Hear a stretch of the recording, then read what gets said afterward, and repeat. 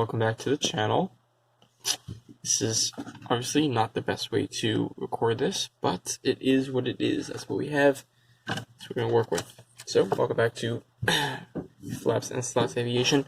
So, here's actually a picture, a logo I drew of TWA. Obviously, it's not the best, but for those who do have a artistic talent in drawing, you will be able to draw this very simply. And even if you don't, it's actually really, really simple how to do it. Well, as you see, this is one of the original logos of TWA, Trans World Airlines. So with art, the easiest way to draw is by noticing shapes, the general shapes, because most of art is just general shapes, circles, squares, triangles. So if you're able to look at a picture and notice the shapes,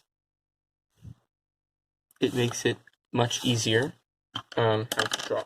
So if you look at this picture, you'll notice the double globe, one right over here, and then one right over here, and then there's this interconnecting right here, and then you have the logo.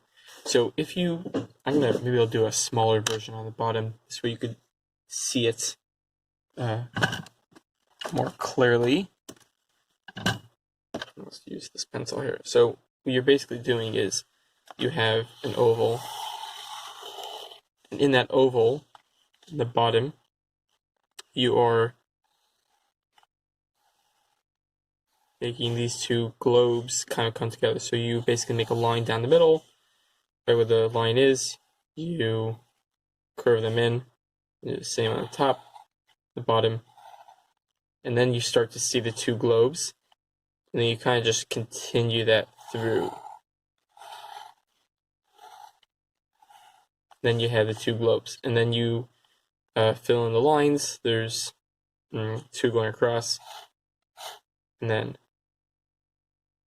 3, 1, 2, 3. 1, 2, 3. And once you do that, that kind of forms the middle area for the text, for the letters, and they are leaning this way. So if you notice, the T goes like that. Now, if you just check out this picture and notice here's the line, you put the W in that spot, kind of line it up where these lines would be, and then put the letters there. And then when you see them connecting, you know where to put the next letter. And you can do it from anywhere you want. You can start from the W, you can start from the A. It's easier starting here because you see the middle line. It's right here. So you know that's where this is going to be. You make this little A in the bottom of the W.